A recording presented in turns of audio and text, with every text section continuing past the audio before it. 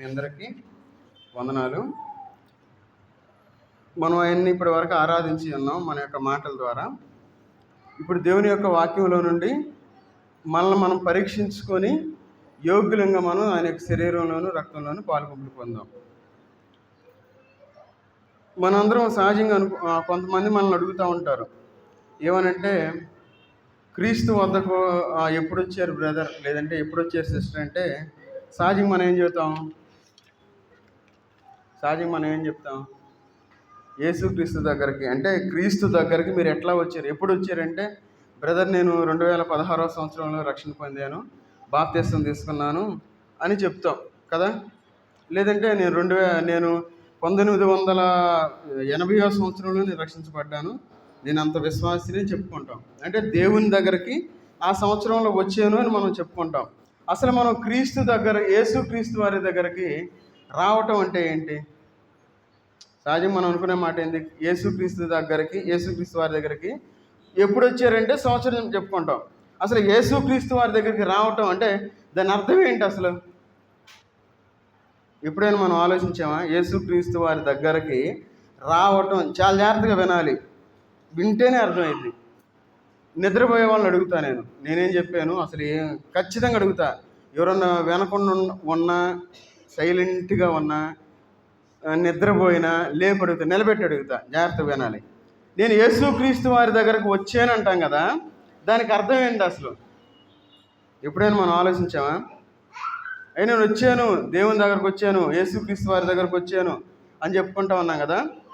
దాని గురించి ఈరోజు మనం కొంచెం లోతుగా మనం పరిశీలన చేద్దాం. అసలు ఆయన దగ్గరికి రావటం అంటే ఏంటి, మనం ఆ అనుభవంలో ఉన్నామా లేదా అనే విషయాల గురించి మనం ధ్యానం చేద్దాం. ప్రార్థన చేసుకొని మనం ముందుకు సాగిపోదాం. మహోన్నతుడైన దేవా, సర్వాధికారి అయిన దేవా, నీకు వందనాలు తండ్రి. ఈ మధ్యాహ్నకాల సమయంలోనైనా మీకు వాక్యం ద్వారానైనా మమ్మల్ని మేము పరీక్షించుకోవడానికి మీరు ఇచ్చిన కృపను బట్టి వందనాలు చెల్లించుకుంటూ ఉన్నా తండ్రి. అవునైనా మాతో ఉండి మీరు మాతో మాట్లాడమని అడుగుతున్నా తండ్రి. అయ్యా మమ్మల్ని సరి చేసుకొని పరిశీలించుకొని వాక్యానుసారంగా మీ యొక్క బలలో పాలుపంపులు పొందులాగున మీకు ఆత్మను మాకు తోడుగా ఉంచి నడిపించమని యేసుక్రీస్తు వారి నామంలో ప్రార్థించి అడిగి వేడుకుంటున్నాం తండ్రి, ఆమేన్. సరే, మనం మన మాటల్లో సహజంగా నేను వచ్చానంటే సహజంగా మనం ఏం చెబుతాం? అయ్యా నాకు దేవుడి రోగాన్ని తీసేసాడు అందుకని వచ్చాను, లేదంటే దేవుడు నాకు ఈ ఆశీర్వాదం ఇచ్చాడు అందుకని వచ్చాను అని సహజంగా మనం చెప్పుకుంటాం కదా. అయితే మనం వాక్యానుసారంగా దేవుని దగ్గరకు రావటం అంటే ఏమిటి? ఆ క్వాలిటీస్, కొన్ని క్వాలిటీస్ ఉన్నాయి. ఆ క్వాలిటీస్ మనలో ఉన్నాయా లేదా అని మనం ఈరోజు పరిశీలన చేద్దాం. చూడండి, హెబ్రీయులకు రాసిన పత్రిక 12వ అధ్యాయము. హెబ్రీయులకు రాసిన పత్రిక 12వ అధ్యాయము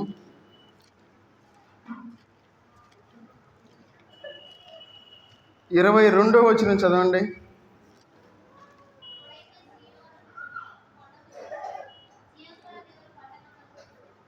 22, 23, 24, 25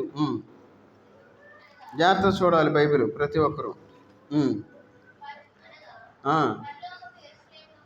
పరలోకపు యెరూషలేమునకు వేవేల కొలది దూతల యొద్దకును, పరలోకమందు వ్రాయబడి ఉన్న జ్యేష్ఠుల సంఘమునకును, వారి మహోత్సవమునకును, అందరి న్యాయాధిపతి అయిన దేవుని యొద్దకును, సంపూర్ణ సిద్ధి పొందిన నీతిమంతుల ఆత్మల యొద్దకును, క్రొత్త నిబంధనకు మధ్యవర్తి అయిన యేసునొద్దకును, హేబేలు కంటే మరి శ్రేష్టముగా పలుకు ప్రోక్షణ రక్తమునకు మీరు వచ్చి ఉన్నారు.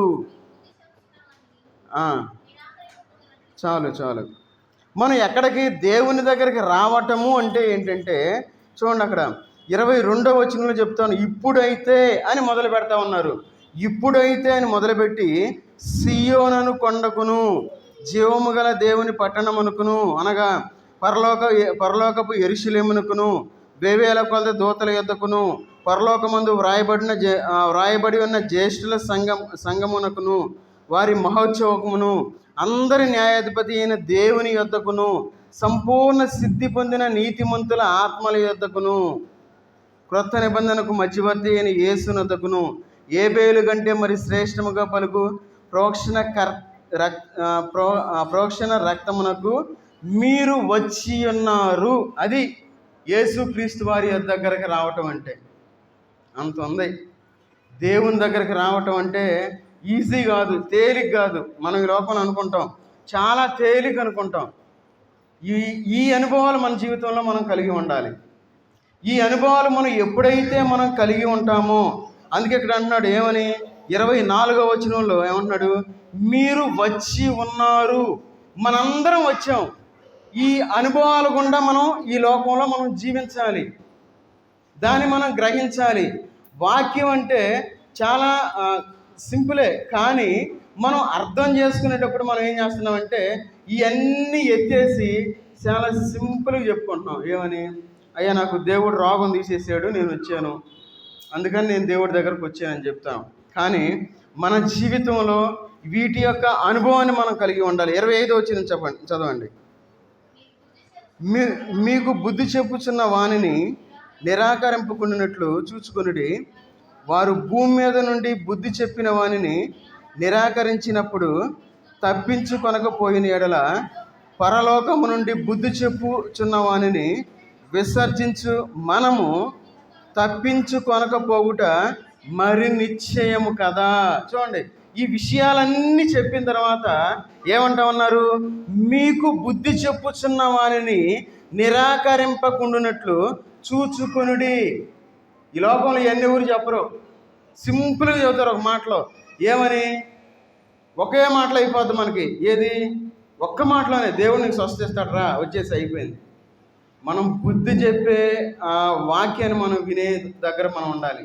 అందుకే అక్కడ అంటున్నాడు ఏమని, ఇవన్నీ చెప్పిన తర్వాత మీకు బుద్ధి చెప్పుచున్న వాన్ని నిరాకరింపుకున్నట్లు చూచుకుని.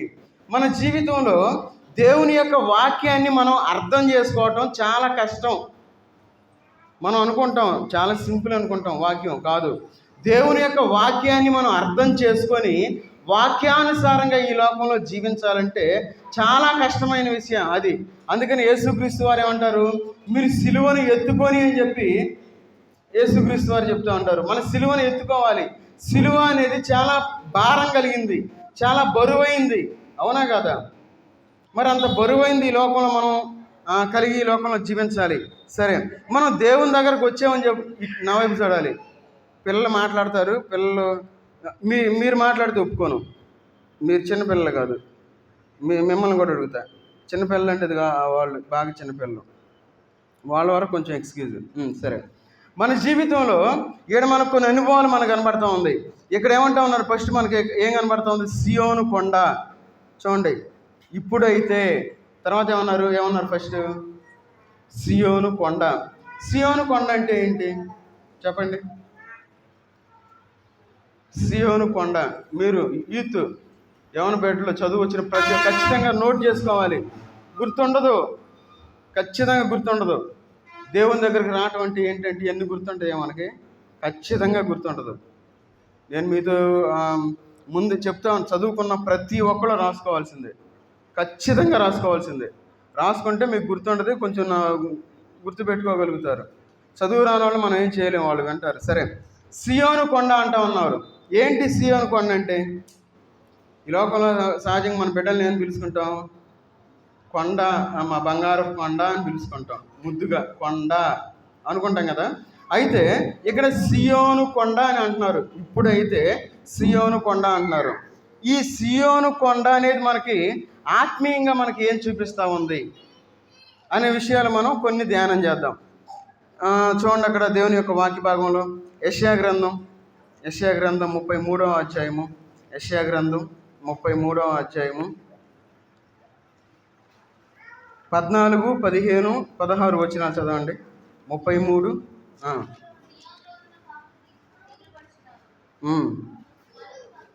వణకు భక్తిహీనులను పట్టెను, మనలో ఎవడు నిత్యము దహించు అగ్నితో నివసింపగలడు? మనలో ఎవడు నిత్యము కాల్చున్న వాడితో నివసించును?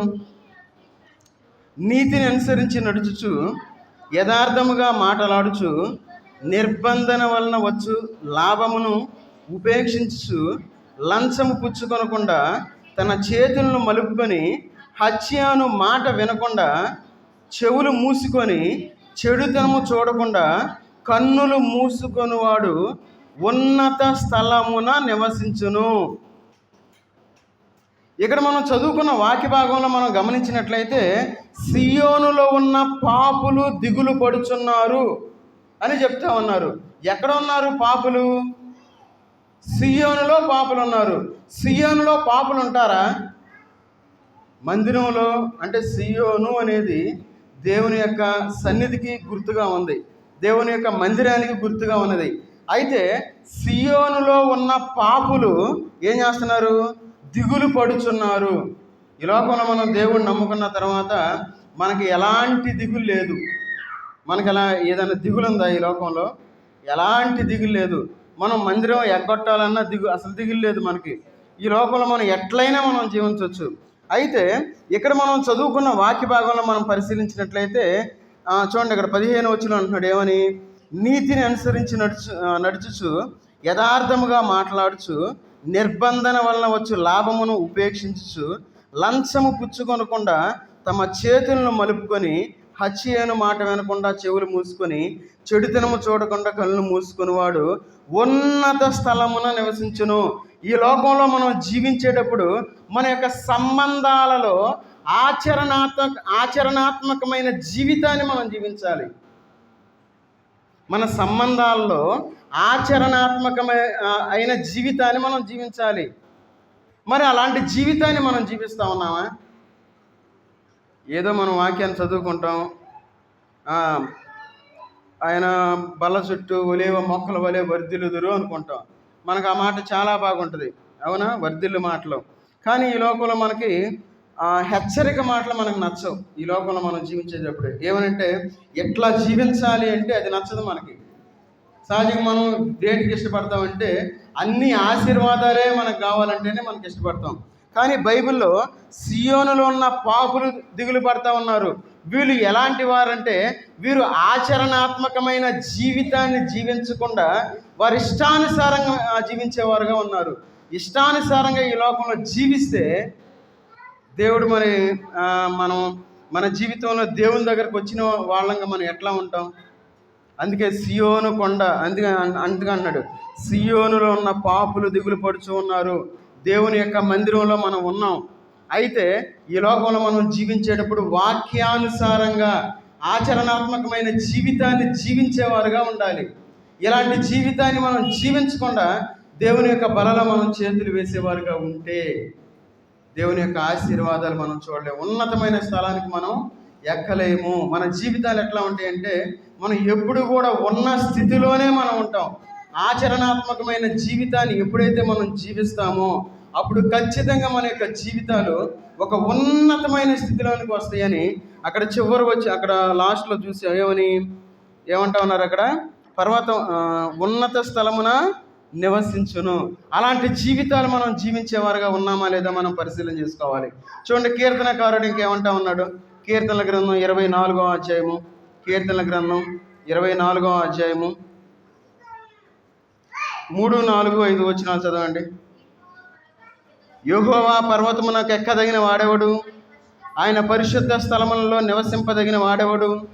వ్యర్థమైన దాని యందు మనసు పెట్టకయు కపటమైన ప్రమాణము చేయకయు నిర్దోషమైన చేతులు శుద్ధమైన హృదయమును కలిగి ఉండువాడే. వాడు యెహోవా వలన ఆశీర్వాదమునందును తన రక్షకుడైన దేవుని వలన నీతి మత్యము నొందును. చూడండి, ఇక్కడ ఏమంటా ఉన్నాడు? యెహోవా పర్వతమునకు ఎక్కదగిన వాడెవడు? ఏంటంటే యెహోవా పర్వతము అంటే సియోను కొండ. సియోను కొండకి ఎక్కదగిన వాడెవడు అని చెప్పి ఇక్కడ ప్రశ్నిస్తా ఉన్నాడు. ఎవరు? ఈ లోకంలో మనం పరిశుద్ధంగా ఈ లోకంలో జీవించేవారుగా ఉండాలి. అందుకంటున్నాడు యెహోవా పర్వతమునకు ఎక్కదగిన వాడెవడు? ఆయన పరిశుద్ధ స్థలములలో నిలవదగిన వాడెవడు? ఇప్పుడు మనందరం ఇక్కడ ఉన్నాం, ఆయన పరిశుద్ధ స్థలంలో మనం ఇక్కడ కూర్చొని ఉన్నాం. అయితే మనం పరిశుద్ధంగా ఉండాలి. మరి మన పరిశుద్ధత ఎంత ఉంది? ఏ విధంగా ఉంది? చిన్న విషయానికి మన కోపం వచ్చింది. చిన్న విషయానికి మా ఇంటి ముందు ఇంటి వెనకాల రవి కాలనీలో ఒక ముసలావిడే, ఒక 45 సంవత్సరాలు ఉంటాయి. ఉదయాన్నే 5 గంటల నుండి ప్రార్థన చేసిద్దామా. ఆమె చూసినప్పుడు నేను చాలా ముచ్చటేసిద్దామని చూసినప్పుడు. ఈ మాట ఎందుకు చెప్తామని చివరిలో చెప్తాం. చక్కగా ప్రార్థన చేసిద్ది. ఎండాకాలం ఆమె ప్రార్థన చేస్తూనే ఉంటుంది. నేను ఇక్కడ నుండి ఆమె చూస్తూ ఉంటా. సరే, ఏమైందంటే ఈ మధ్యకాలంలో ఒక 3-4 రోజుల ముందు వాళ్ళ మనవడు ఏదో ఎందుకో తిరుగు రావటం ఏదో జరిగింది. అనరాని మాట అందామా పైనుండి. ఒక్కసారి ఎటు చూసా. అసలు ఆ మాట నేను చెప్పకూడదు, మీరు వినే ఉంటారులే ఆ మాటలు. అనకూడదు కాబట్టి నేను ఆ మాట అంటలా. అనరాని మాటని వాళ్ళ మనవడిని తిడతా ఉంది. అర్రే అనుకున్నా, అయిపోయింది. అది మన పరిశుద్ధత. ఏదన్నా చిన్న తప్పు చేస్తే మన బిడ్డల్ని బాధపడేస్తాం, డౌటే లేదు. ఎందుకు? దేవుడిచ్చిన బహుమానం ఎవరు? మన బిడ్డలేగా. బహుమానాన్ని ఎట్లా పెంచుకోవాలి? మనం చాలా జాగ్రత్తగా పెంచుకోవాలి. దేవుడిచ్చిన స్వాస్థ్యం అంటే మన బిడ్డలే. వాళ్ళని జాగ్రత్తగా పెంచుకుంటే వాళ్ళు జాగ్రత్తగా పెరుగుతారు. వాళ్ళ చిన్నతనం నుండి మన ఇష్టానుసారంగా పెంచి, వాళ్ళు మన మాట వినకుండా పెంచి, గుడ్డును బాదినట్టు మనం బాధేసి, వాళ్ళు ఒళ్ళు ఆ యొక్క దెబ్బలకు అప్పచెప్పేసి, వాళ్ళు మన మాట వినకుండా రేపు కొన్నాళ్ళైన తర్వాత ప్రార్థనకు రమ్మని కూడా రారు. ఇక వాళ్ళు మహా అయితే 2 దెబ్బలు వేసిద్దని చెప్పి రోడ్లు అప్పుడు తిరుగుతారు. ఈ లోకంలో మనం జీవించేటప్పుడు పరిశుద్ధమైన జీవితాన్ని మనం జీవించాలి. ఏదో నేను దేవుని సన్నిధికి వస్తున్నాను వెళ్తున్నానంటే మనం ఆశీర్వాదాన్ని చూడలేము. అందుకే ఇక్కడ అంటా ఉన్నాడు చూడండి, ఏమని అంటున్నాడు? ఆయన పరిశుద్ధ స్థలములలో నివసింపదగిన వాడేవాడు. దేవుని మందిరానికి అందరూ వస్తారు, అందరూ కూర్చుంటారు. అందరూ పరిశుద్ధులు కాదు. బాప్తిస్మం తీసుకున్న అందరూ పరిశుద్ధులు కాదు. ఎవరైతే వాక్యానుసారంగా జీవిస్తూ ఉంటారో వారు మాత్రమే పరిశుద్ధులు, వారు మాత్రమే దీవించబడతారు. అందుకంటున్నాడు ఇక్కడ ఏమంటా ఉన్నారు 5వ వచనంలో, వ్యర్థమైన దాని యందు మనసు పెట్టకయు, కపటముగా ప్రమాణము చేయకయు, నిర్దోషమైన చేతులను శుద్ధమైన హృదయమును కలిగి ఉండేవాడే వాడు యెహోవా వలన ఆశీర్వాదము నుండును. ఎవరు ఆశీర్వదించబడేదంటే దేవుని యొక్క వాక్యానుసారంగా ఈ లోకంలో జీవించిన వారే. నా ఇష్టానుసారంగా నేను జీవిస్తాను అంటే కుదరదు. మనం ఆశీర్వదించబడాలంటే దేవుని యొక్క సన్నిధిలో వాక్యానుసారంగా మనం జీవించాల్సిందే, పరిశుద్ధంగా జీవించాలి. శోధన అనేది మన యొక్క కుటుంబం నుండి వచ్చింది. శోధన బయట నుండి ఎక్కడి నుండి ఊడిపడదు. ఆ శోధన మనం సహించేవారిగా ఉండాలి, నిలబడేవారిగా ఉండాలి. ఆ శోధనలో మనం నోరు బారేసుకోవటము, చెయ్యి బారేసుకోవటము, ఏదన్నా మనం చేయకూడని పని చేసామనుకోండి, మన పరిశుద్ధ జీవితం ఏమవుతుంది? అపరిశుద్ధ జీవితం అవుతుందని మనం గ్రహించేవారుగా ఉండాలి. అందుకంటా ఉన్నాడు మొదట్లోనే ఏమని? యెహోవా పర్వతమునకు ఎక్కదగిన వాడేవాడు అంటా ఉన్నాడు. నువ్వు దేవుని దగ్గరకు వచ్చాను, నేను ఇన్ని సంవత్సరాల విశ్వాసిని, నాకు ఇంత ఎక్స్పీరియన్స్ ఉంది అని మనం ఈ లోకంలో చెప్పుకుంటాం. ఆ ఎక్స్పీరియన్స్ ఎందుకంటే ఏదో పేరు చెప్పుకోవటానికి. మన పరిశుద్ధత లేకపోతే మనం దేవుని యొక్క ఆశీర్వాదాన్ని మనం చూడలేమని చెప్పి దేవుని యొక్క వాక్య భాగం మనకి సెలవిస్తూ ఉంది. అందుకంటా ఉన్నాడు చూడండి, ఈ లోకంలో ఎవరైతే పరిశుద్ధులుగా జీవించకుండా ఉంటారో వారికి ఒక పేరు పెట్టారు. చూడండి, విలాపవాక్యాల మాట మనం చూడవచ్చు. వారి పేరేంటంటే విలాపవాక్యాలు 5వ అధ్యాయము. చూడండి, ఆ పేరు మనం గమనిద్దాం. విలాపవాక్యాలు 5వ అధ్యాయము 18వ వచనం చదవండి.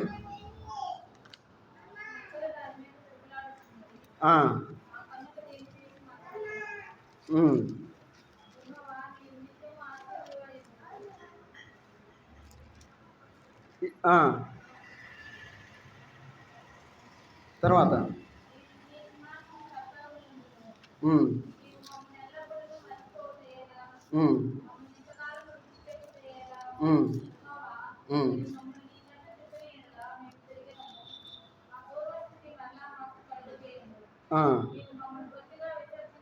నీవు నన్ను బొత్తిగా విసర్జించి ఉన్నావు, మీ మహోగ్రత మా మీద వచ్చినది.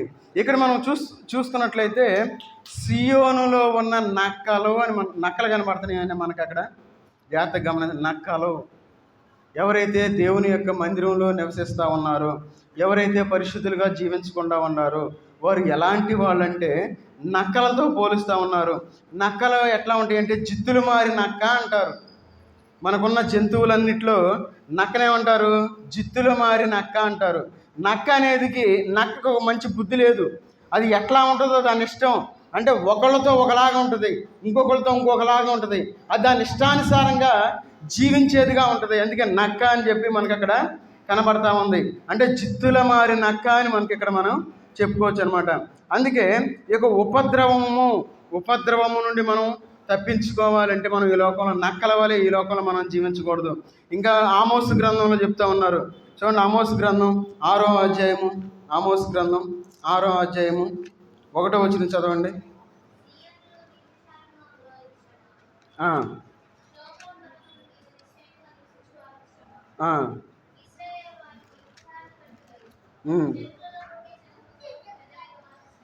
చాలు. సియోనులో నిర్విచారముగా ఉన్నవారికి శ్రమ.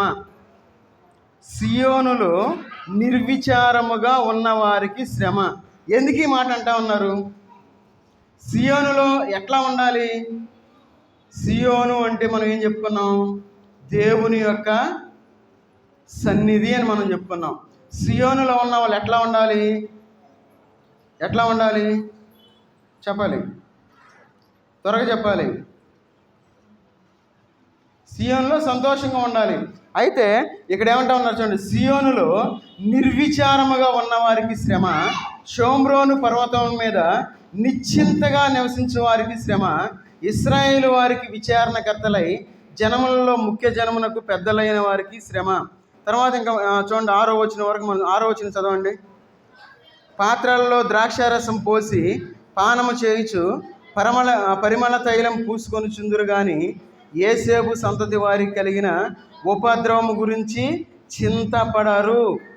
ఈ లోకంలో మనం గమనించినట్లయితే బైబిల్లో దేవుని యొక్క వాక్యానుసారంగా జీవించకుండా ఉంటే వారు ఎలాంటి కష్టాలు, ఎలాంటి శ్రమలు అనుభవించారో మనకు తెలుసా లేదా? మరి తెలిసినప్పుడు ఈ లోకంలో మనం జీవించేటప్పుడు మరి ఎంత జాగ్రత్తగా ఉండాలి ఈ లోకంలో. అందుకంటున్నాడు ఇక్కడ మొదట్లో ఏమన్నాడు? సియోనులో నిర్విచారముగా ఉన్నవారికి శ్రమ అంటా ఉన్నారు. విచారించాలి మనం. అయ్యో నేను తప్పేదన్నా చేసానేమో, అయ్యో నా యొక్క మార్గాల్లో నేను మంచి మార్గంలో ఉన్నానో లేదో, అయ్యో నా బిడ్డల నడవడికి ఎట్లా ఉన్నది, నా భర్త నడవడికి ఎట్లా ఉంది, నా భార్య నడవడికి ఎట్లా ఉంది, నా బిడ్డలు ఎట్లా ఉన్నారు, ఒకవేళ వాళ్ళు తప్పిపోతూ ఉన్నారేమో, వాళ్ళ జీవితం ఎట్లా ఉంది అని మనం విచారించేవారుగా ఉండాలి. మన కుటుంబం గురించి మనం సహజంగా ఏం చేస్తాము? అసలు ఆ విచారమే లేదు. మన కుటుంబంలో బాప్తిస్మం తీసుకోకపోతే మనం విచారంగా ఉంటామా లేకపోతే సంతోషంగా ఉంటామా? అంటే విచారంగా ఉండేవాళ్ళు ఉంటారు కొంతమంది, కానీ సహజంగా మనం పట్టించుకోం. ఏమని వాళ్ళే తీసుకుంటారులే, వాళ్ళే బాప్తిస్మం తీసుకుంటారులే, ఏముందిలే అని చెప్పి మనం ఈ లోకంలో అనుకుంటాం. మనం విచారించాలి. ఏమని? మన యొక్క కుటుంబాన్ని గురించి మనం విచారించేవారుగా ఉండాలి. అందుకే మీరు ఇంటి దగ్గర ఏం చేస్తారంటే 6వ అధ్యాయం 1 నుండి 6 వచనాల్లో మీరు చదువుకున్నట్లయితే యేసేపు సంతతి వారికి ఏ శ్రమలైతే వచ్చి ఉన్నాయో వాటి గురించి మీరు విచారించండి అని చెప్పి మనకు అక్కడ కనబడతా ఉంటుంది. కాబట్టి మనం ఈ లోకంలో జీవించేటప్పుడు మన కుటుంబం గురించి విచారించేవారుగా ఉండాలి. మన యొక్క బిడ్డల గురించి మనం విచారించేవారుగా ఉండాలి. మన యొక్క రక్త సంబంధికుల గురించి మనం విచారించేవారుగా ఉండాలి. మన యొక్క కుటుంబ రక్షణ కోసం మనం విచారించేవారుగా ఉండాలి. అలాంటి జీవితాన్ని ఈ లోకంలో మనం జీవించాలి. అందుకే చూడండి మత్తయి సువార్త 5వ అధ్యాయంలో చెప్తా ఉన్నారు. ఏమనంటే సమాధానం కలిగి ఉండాలి అని చెప్పి చెప్తా ఉన్నాడు. మత్తయి సువార్త 5వ అధ్యాయము 23, 24, 25, 26 వచనాల్లో మనకు అక్కడ కనబడుతుంది. 5:23 కావున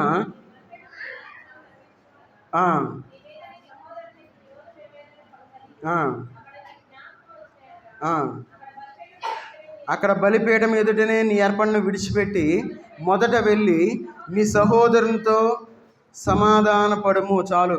మనం ముందు చెప్పుకున్నాం సియోను కొండ అంటే సంబంధాలలో ఆచరణాత్మకమైన జీవితాన్ని జీవించేవారుగా ఉండాలి అని చెప్పి మనం చెప్పుకున్నాం.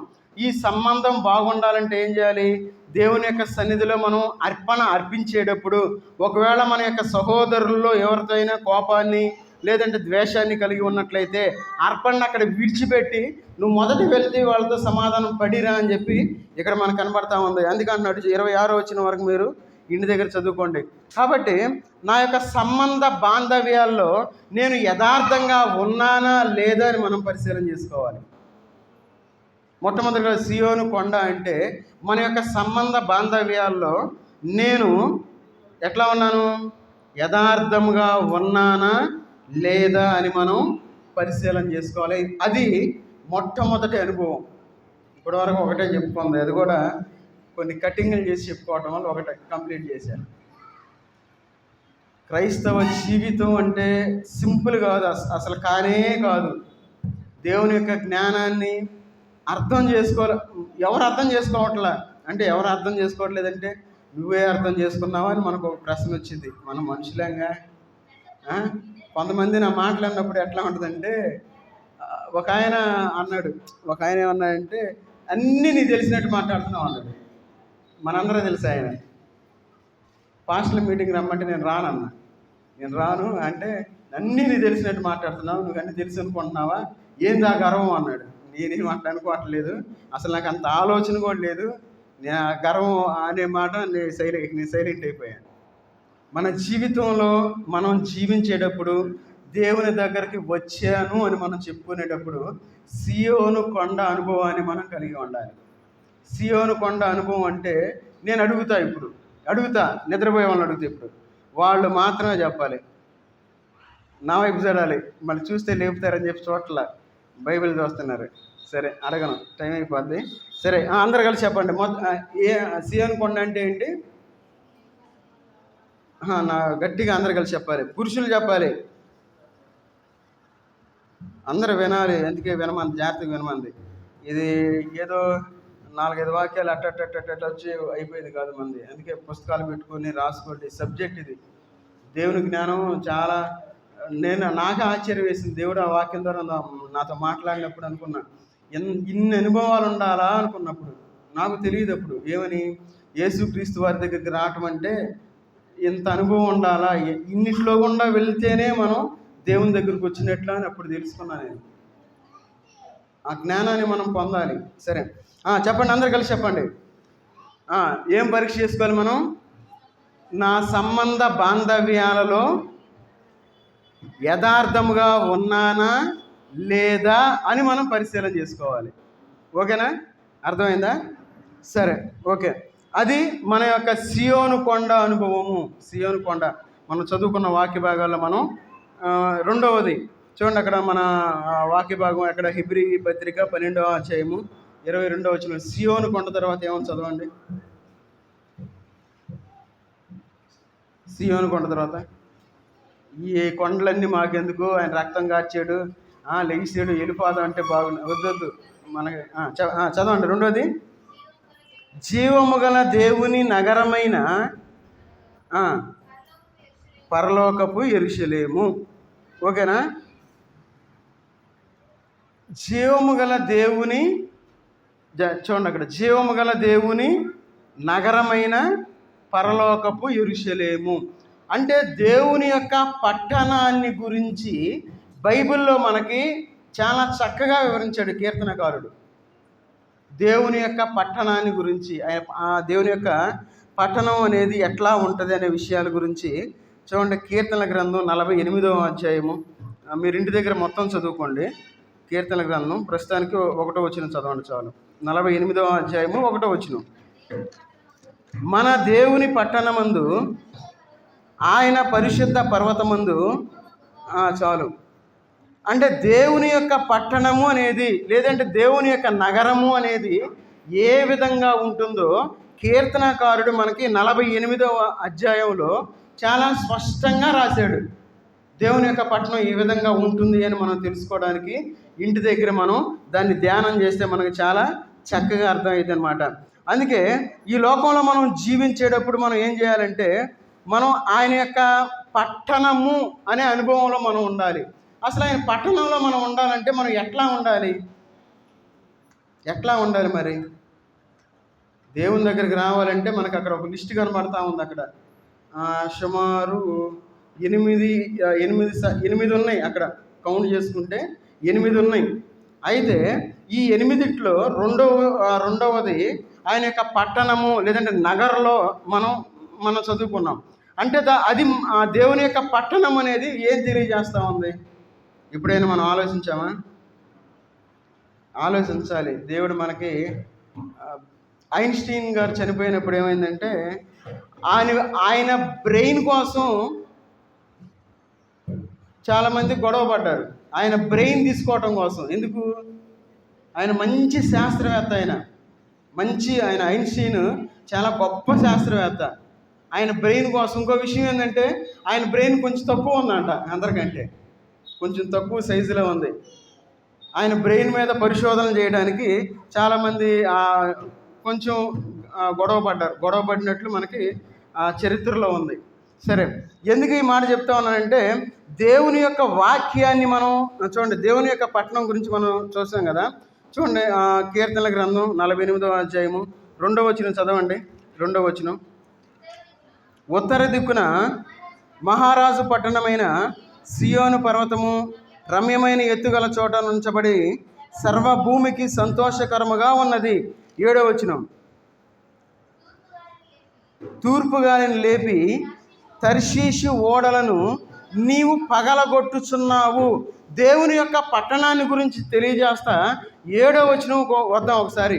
తర్షీషు ఓడలను నీవు పగలగొట్టుచున్నావు అన్నారు కదా. ఎందుకు ఈ మాట రాశారు? వినాలి, వినకపోతే ఏం అర్థం కాదు. చెప్తున్నాగా, వినాలి, వింటేనే అర్థమైంది. వింటే మంచి సబ్జెక్ట్ అంటే బైబిల్ క్లాస్ అనుకోవాకండి. బైబిల్ క్లాస్ అది వేరు, ఇది వేరు, ఎవరు చెప్పరు. సరే, నా వైపు చూడాలి. ఒక 12:30కి క్లోజ్ చేసేస్తాను. చెప్తున్నాక 12:30 క్లోజ్ చేస్తాను. టైం చూసుకుంటున్నారు. 12:30 క్లోజ్ చేస్తా. సరే, దేవుని యొక్క పట్టణం గురించి మనకి ఎక్స్ప్లెయిన్ చేస్తూ వస్తున్నారు. ఎక్స్ప్లెయిన్ చేస్తూ 7వ వచనంకి వచ్చిన తర్వాత తూర్పు గాలిని లేపి తర్షీషు ఓడలను నీవు పగలగొట్టుచున్నావు. ఎందుకు ఈ మాట రాశారు అక్కడ చెప్పండి? తర్షీషు అనగానే మనకు ఎవరు గుర్తు రావాలి? మీరు చాలా డల్గా ఉన్నారు. మరి నీరసం వచ్చేసినట్టుంది. ఎండకి వేడికి తప్పదు. ఈ పెద్ద ఎండ ఏం కాదు. అరేబియా కంట్రీస్లో ఇంకా బాగా వేడిగా ఉంటుంది. 50 degrees అట్లా ఉంటుంది. చాలా వేడి. దాంతో పోల్చుకుంటే మనకు చాలా బెటర్. సరే, ఎందుకు ఈ మాట తర్షీషు అనే మాట మనం బైబిల్ ఇంకెక్కడ చూస్తాం?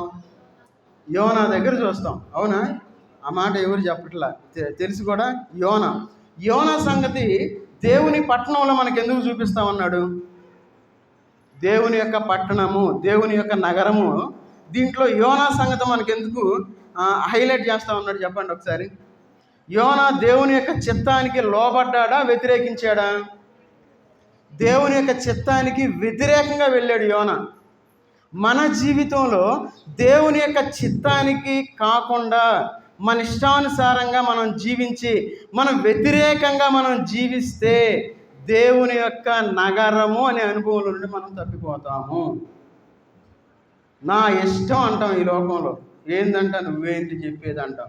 ఏదన్నా మందిరంలో గద్దించి చెప్తే ఒకవేళ అది మనకే తగిలిందే అనుకోండి, వాక్యం ఏం చేసిందంటే సైలెంట్గా ఉండదు. వాక్యం ఖచ్చితంగా ఎట్లా గుణపం పెట్టి పొడిచినట్టు ఉంటుంది వాక్యం, అంతే. ఆ పొడుచుకున్నప్పుడు మనం ఏం చేయాలంటే సరి చేసుకోవాలి. ఆ దెబ్బని మనం జాగ్రత్తగా లేకుండా మనం చేసుకోవాలి.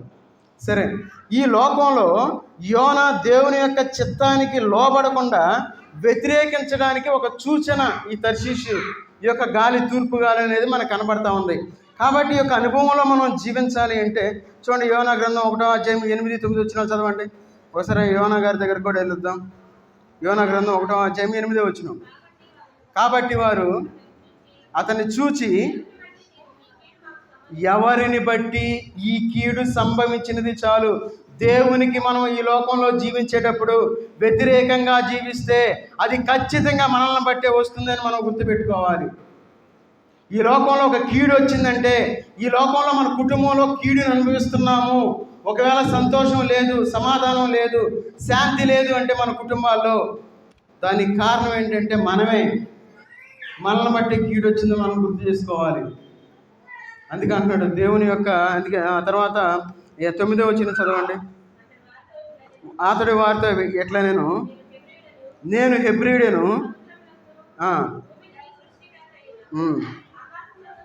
ఆకాశమందుండు దేవుడైన యెహోవా యందు నేను భయభక్తులు కలిగి ఉన్నాను. చూడండి, యోన వ్యతిరేకించి దేవునికి విరుద్ధంగా వెళ్ళాడు. తర్వాత యోన ఈ యొక్క నష్టానికి నాశనానికి కారణం నేను అని గుర్తించాడు. యోన ఏమంటున్నాడు? ఒప్పుకుంటా ఉన్నాడు. యోన ఒప్పుకోకపోతే వారి ప్రాణాలు పోయాయి. ఈ లోకంలో సహజంగా మనం ఏం చేస్తామంటే, మనం తప్పు చేసినప్పుడు మన పాపాన్ని కప్పుకుంటాం, చెప్పం మనం. ఒకవేళ కీడు వచ్చిందంటే ఆ కీడు ఎందుకు వచ్చింది అనే విషయాన్ని మనం ఏం చేస్తామంటే దాన్ని కప్పేసి ఈ లోకంలో మనం ఎన్నో మాటలు చెబుతాం. కీడు ఎందుకు వచ్చింది అన్నప్పుడు మనం వేషధారుల వలె ఉండకుండా యోన ఏ విధంగా అయితే ఒప్పుకున్నాడో, చూడండి అక్కడ వేషధారణతో కూడిన ఒప్పుకోలు. అది ఏది వేషధారణ? యోన ఒక చోటకి వెళ్ళాలైతే ఇంకో చోటకి బయలుదేరుతా ఉన్నాడు, అది వేషధారణ. అయితే దేవుణ్ణి ఒప్పుకుంటా ఉన్నాడు. చూడండి, మన జీవితంలో కీడు మన జీవితంలో ఉన్నప్పుడు మనం ఏం చేయాలి అంటే, మనం దేవుని యొక్క నగరం, ఆయన యొక్క పట్టణానికి గుర్తుగా ఉన్న ఆ యొక్క నగరానికి గుర్తుగా ఉన్న అనుభవంలో మనం ఉండాలంటే మనం ఏం చేయాలి? మనం వ్యతిరేకంగా, దేవుని యొక్క ఉద్దేశాలకి వ్యతిరేకంగా మనం వెళ్ళకూడదు. దేవుని యొక్క చిత్తానుసారంగా ఈ లోకంలో జీవించాలి. చూడండి, కీర్తన గ్రంథం 101వ అధ్యాయము, కీర్తన గ్రంథం 101వ అధ్యాయము 6, 7, 8 వచనాలు చదవండి. నా యొద్ద నివసించినట్లు దేశంలో నమ్మకస్తులైన వారిని నేను కనిపెట్టుచున్నాను. నిర్దోష మార్గమందు నడిచేవారు నాకు పరిచారకులగుదురు. మోసము చేయువాడు నా ఎంట నివసింపరాదు. అబద్ధములాడువాడు నా కన్నుల ఎదుట నిలవడు. యెహోవా పట్టణములో నుండి పాపము చేయు వారినందరినీ నిర్మూలము చేయుటకై దేశమందు భక్తిహీనులందరినీ ప్రతి ఉదయమున నేను సంహరించెదను. దేవుడు ఏమంటా ఉన్నాడు? ప్రతి ఉదయమున నేను వారిని సంహరించెదను. దేవుని యొక్క మాట సూటిగా ఉంటుంది. ఆయన మాట మార్చుకునే దేవుడు కాదు. ఈ లోకంలో మనం పాపంలో నివసిస్తూ ఉంటే ఒకవేళ దేవుడు మనల్ని సంహరిస్తాడేమో. అందుకే ఇక్కడ అంటా ఉన్నాడు ఏమని? దేవుని పట్టణములో నుండి, యెహోవా పట్టణములో నుండి దేవుని యొక్క మందిరానికి మనం వస్తూ ఈ లోకంలో మనం పరిశుద్ధంగా జీవించకుండా మన ఇష్టానుసారంగా అబద్ధాలు ఆడేవారిగా, మోసం చేసేవారిగా మనం ఈ లోకంలో జీవించినట్లయితే దేవుడు మనల్ని చూస్తూ ఉన్నాడు. ప్రాణం ఎంత సులువుగా పోతుందంటే, మీరు కేరళలో చూసిన సంఘటన మీరు చూసే ఉంటారు అందరూ. ఒక అతను ఇంగ్లీష్ ఛానల్లో ఇంటర్వ్యూలో చెప్తా ఉన్నాడు. ఏం చెప్తా ఉన్నాడంటే, నా తల్లి, నా తండ్రి, నా భార్య, నా 2 బిడ్డలు చచ్చిపోయారు, ఇదిగో ఇక్కడే ఉండాలని చూపిస్తూ ఉన్నాడు. అక్కడ చూస్తే ఏమీ లేదు అక్కడ. ఇది ఇక్కడే నా ఇల్లు ఉండాలని చెబుతున్నాడు. ఏమీ లేదు అక్కడ. అంత మట్టి కనపడతా ఉంది. ఎంతోమందికి ప్రాణాలు కోల్పోయారు. రీసెంట్గా 2-3 రోజుల క్రితం ఒక ఫ్లైట్ యాక్సిడెంట్ అయి 65 మంది చనిపోయారు. 65 మంది. వాళ్ళు అనుకొని ఉండరు, ఫ్లైట్లో వెళ్ళే వాళ్ళు మంచి ధనవంతులేగా, వాళ్ళు ఎప్పుడు అనుకొని ఉండరు ఏమని, ఇట్లా జరిగిద్ది చనిపోతామని. ప్రాణం పోవటము అనేది చాలా సింపుల్. అయితే దేవుడు మనందరినీ కాచి కాపాడుతా ఉన్నాడు. ఎందుకు ఈ మాట చెప్తా ఉన్నానంటే, ఇక్కడ చూడండి, ఇక్కడ చివరి వచనంలో అంటాడు ఏమని? దేశమంది భక్తిహీనులందరినీ ప్రతి ఉదయమున నేను సంహరించెదను. సంహార దూతకి దేవుడు ఆజ్ఞ ఇస్తే మనం కూడా ఉండం. అది ఎవరో, నేనైనా మీరైనా ఎవరైనా దేవుడి సంహార దూతకి ఆజ్ఞ ఇవ్వటం లేదు.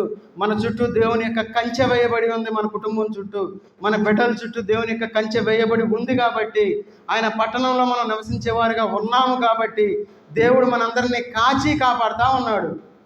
మనం ఎన్ని అబద్ధాలన్నా, మనం ఎంత మోసం చేసినా, ఎంత దగాకోరులుగా ఈ లోకంలో జీవించినా దేవుడు మనల్ని ప్రేమిస్తూనే ఉన్నాడు, ప్రేమిస్తూనే ఉంటాడు అంటానికి లేదు.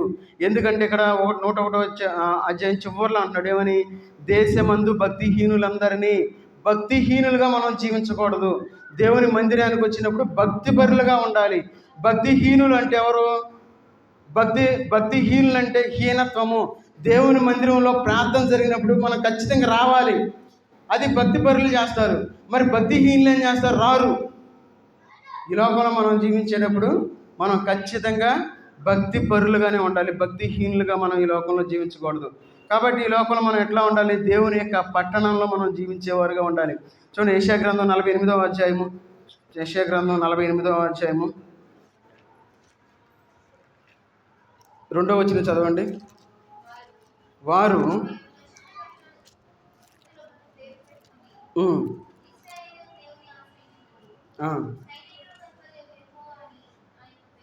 చాలు. ఇక్కడ ఏమంటున్నారు?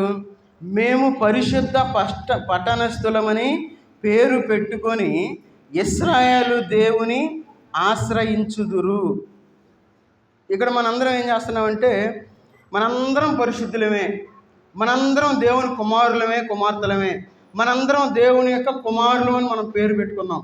అయితే చూడండి, ఇక్కడ 8, 9, 8 వచ్చిన చదవండి. 48వ అధ్యాయం. అవి మీకు వినబడనే లేదు, మీకు తెలియబడనే లేదు, పూర్వం నుండి మీ చెవి తెరవబడనే లేదు. నీవు అపనమ్మకస్తుడవై నీ తల్లి గర్భమున పుట్టినది మొదలుకొని తిరుగుబాటు చేయువాడనని అనిపించుకొంటివని నాకు తెలియను. మనం ఎవరమి? దేవుని ప్రజలం. మనం ఎవరమి? పరిశుద్ధులం. మనం ఎవరమి? విశ్వాసులం. మరి విశ్వాసులంగా ఉండవలసిన మనము ఎట్లా ఉంటున్నాం? తిరుగుబాటు చేసేవారుగా ఉన్నాం. అందుకే ఇక్కడ అంటా ఉన్నాడు ఏమని? నీవు అపనమ్మకస్తుడవై నీ తల్లి గర్భమున పుట్టినది మొదలుకొని తిరుగుబాటు చేయువాడనని అనిపించుకొంటివని నాకు తెలియను. దేవుని మీద మనం తిరుగుబాటు చేసేవారుగా ఈ లోకంలో జీవిస్తూ ఉన్నాం. మనం తిరుగుబాటు చేయడం అంటే ఏదో మనం చేయటం కాదు. ప్రార్థన జరిగినప్పుడు మనం రాకపోవటమే తిరుగుబాటు. అర్థం చేసుకోండి. అంటే మనం ఆశీర్వదించబడాలి, అదే నా గోల్. మనందరం ఆశీర్వదించబడాలి, మనం దీవించబడాలి. మనం ఎట్లా ఉండాలంటే నెంబర్ 1 అనిపించాలి. ఏది? మన కుటుంబాలు. మరి మనం ఆశీర్వదించబడాలంటే మనం ఏం చేయాలి? తిరుగుబాటు చేసేవారుగా ఉండకూడదు. అందుకంటాడు ఏమని? తల్లి గర్భమున పుట్టినది మొదలుకొని తిరుగుబాటు చేయువాడని అనిపించుకుంటేవని నాకు తెలియదు. తిరుగుబాటు చేయకూడదు మనం దేవుని మీద. కొంతమంది ప్రార్థనకు వచ్చేటప్పుడు ఇష్టం లేకుండా వస్తారు. ఎందుకు వస్తారో వాళ్ళకి తెలియదు. ఏది జనాలకు కనపడాలని మనం రాకూడదు. దేవుడు చూస్తాడు మనల్ని. దేవుని యొక్క సన్నిధిలో మనం ఉండాలి. ఆ విధంగా మనం ఎప్పుడైతే ఉంటామో చూడండి. 9, 10, 11 చదవండి త్వరగా. నేను నిన్ను నిర్మూలన చేయకుండానట్లు నా నామమును బట్టి నా కోపము మానుకొనుచున్నాను. చాలు. అయ్యా, ఆయన ప్రార్థనకి వెళ్తా ఉన్నాడు, అరే పాపం ఆయనకి అట్లా అయిందే అని అనిపించుకోకుండా ఉండడానికి దేవుడు ఏం చేస్తున్నాడు? ఆయన కోపాన్ని మానుకుంటున్నాడు. మన దేవుడు ఎలాంటి దేవుడు అంటే, మనం తిరుగుబాటు చేసినా ప్రేమించే దేవుడు ఆయన. అదే మనం తిరుగుబాటు చేస్తున్నాం, మన అందరికీ తెలుసు. తిరుగుబాటు చేస్తున్నామని తెలిసినా చూడండి, ఆయన కోపాన్ని మానుకుంటున్నాడు. నేను నిర్మూలము చేయకున్నట్లు నా నామమును బట్టి నా కోపమును మానుకొనుచున్నాను. నా కీర్తి నిమిత్తము నీ విషయములలో నన్ను బెగబట్టుకొని ఉన్నాను. పిల్లలు మన కోపం తెప్పిస్తే మనం లాగి ఒకటిస్తాం. నేను ఎప్పుడు లేదు చెబుతున్నా, లాగి టప కొడతాం. దేవుడు అట్ట కొట్టడు, మనల్ని కొట్టడు. అది బెగబట్టుకుంటున్నాను. దేవుడు ఏ కీడు మనకు రానివాడు. బెగబడతా ఉన్నాడు. ఇంకా అయ్యో నా బిడ్డ మారతాడేమో, నా బిడ్డ మారిద్దేమో, అయ్యో ఇంకా మారు మనసు పొందుతాడేమో, బాప్తిసం తీసుకుంటారేమో అని చెప్పి దేవుడు బెగబట్టుకొని ఉన్నాడు. తర్వాత చదువు. నేను నిన్ను పుటము వేసి తిని వెండిని వేసినట్లు కాదు, ఇబ్బంది కొలములో నిన్ను పరీక్షించి తిని నా నిమిత్తమే అలాగు చేసేదను.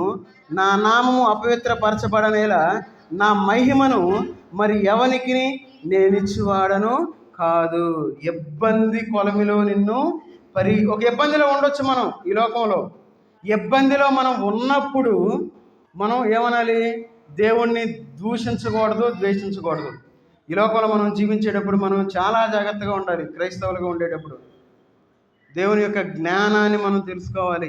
ఎవరైతే ఆ విధంగా ఈ లోకంలో జీవిస్తారో, అందుకే దేవుని యొక్క పట్టణము, దేవుని యొక్క నగరం అనేది మనకి ఏం చూపిస్తూ ఉందంటే, నేను మనస్ఫూర్తిగా దేవునికి విధేయుడనై ఉంటాను, లేదంటే విధేయురాలనై ఉన్నానా లేదా అని మనం పరిశీలన చేసుకోవాలి.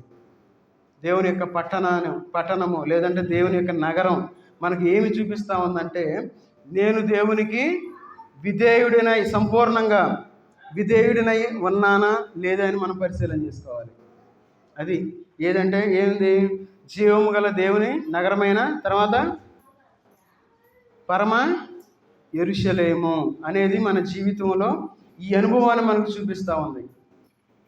మరి మనం దేవుని మీద తిరగబడుతున్నాం. దేవుడేమో అక్కడ బిగపట్టుకొని ఉంటున్నాడు, నాశనం చేయకూడదు అనుకుంటా ఉన్నాడు, కోపడకుండా ఉంటున్నాడు. ఈ లోకంలో మన ఇష్టానుసారంగా మనం ఈ లోకంలో జీవిస్తూనే ఉన్నాం. కాబట్టి ఒక మధ్యాహ్న కాల సమయంలో 2 విషయాలు మనం నేర్చుకున్నాం. దేవుని దగ్గరకు నేను వచ్చాను అని మనం చెప్పుకుంటాం కదా. చెప్పుకున్నప్పుడు కింద ఎవరు చూడొద్దు, రాసుకున్న వాళ్ళు చూసి చెప్పొచ్చు, చూడకుండా చెప్పండి. మొట్టమొదటిగా మనం ఎలాంటి అనుభవంలో ఉండాలి? అది ఏం చూపిస్తూ ఉంది? సియోను కొండ అనుభవాన్ని మనం కలిగి ఉండాలి. రెండవది చిచ్చు చెప్పాడు సియోను కొండ అని. చిచ్చేనా? అది సింపుల్గా. రెండవది ముగిచ్చేస్తాను, అయిపోయింది. యెరూషలేము దేవుని పట్టణ, యెరూషలేము జీవం గల దేవుని నగరమైన పరమ యెరూషలేము. అది దేన్ని చూపిస్తూ ఉంది? మనస్ఫూర్తిగా నేను విధేయుడినై ఉన్నానా లేదా అనే విషయాన్ని మనకి ఇక్కడ చూపిస్తూ ఉంది. కాబట్టి ఒక మధ్యాహ్న కాల సమయంలో మనం ఆ విధంగా ఉన్నామా లేదా మనం పరిశీలన చేసుకొని దేవుని యొక్క బల్ల మనం చేతులు వేద్దాం. అందరం తల్ల వంచి పరిశీలన చేసుకుని, ఎవరైతే బాప్తిస్మం తీసుకున్నారో ప్రతి ఒక్కరూ ఏదన్నా తప్పు చేసింటే ఒప్పుకొని ఆయన బల్ల పాల్గొంపులు పొందాల్సిందే. ఎందుకంటే ఒకవేళ వచ్చే ఆదివారం మన సమయం కాకపోవచ్చాం, ఈరోజే టైం ఉన్నప్పుడే మనం ఆయన బల్లకి దగ్గర అవుదాం. అందరూ తల వంచినట్లయితే మనం బల్లలో పాల్గొంపులు పొందాం. మహోన్నతుడైన దేవా, సర్వాధికారి దేవా, నీకు వందనాలు తండ్రి. మధ్యాహ్న కాల సమయంలోనైనా మీ పాస్ అందులో చేరి మిమ్మల్ని ఆరాధించుకోవడానికి, స్తుతించుకోవడానికి మీరు ఇచ్చిన సమయాన్ని బట్టి వందనాలు చెల్లించుకుంటూ ఉన్న తండ్రి. అవునైనా మేము మీ దగ్గరికి రావటం గురించి నాయన మీరు మీ యొక్క వాక్యం ద్వారా మాతో మాట్లాడిన విధానాన్ని బట్టి మీకు వందనాలు చెల్లించుకుంటూ ఉన్న తండ్రి. అవునని మేమందరం సియోను కొండ అనుభవాన్ని కలిగి ఉండేలాగా తగిన సహాయం దయచేయండి తండ్రి. మీ యొక్క దేవుని యొక్క పట్టణమైన మీ యొక్క నగరం ఆ యొక్క అనుభవంలో మేము ఉండేలాగా తగిన సహాయం దయచేయండి తండ్రి. అయ్యా మేమే తిరగబడకుండానైనా మీకు సంపూర్ణమైన విధేయత కలిగి ఈ లోకంలో జీవించలాగినా తగిన సహాయం దయచేయమని అడుగుతున్నాను తండ్రి. ఎవరైతే మన బాప్తిస్మం తీసుకుని ఉన్నారో తండ్రి, వారు మీ బలలో పాల్గొంపులు పొందేలాగినా తగిన సహాయం దయచేయమని యేసుక్రీస్తు వారి నామంలో ప్రార్థించి అడిగి వేడుకుంటున్నాం తండ్రి. ఆమేన్. అందరం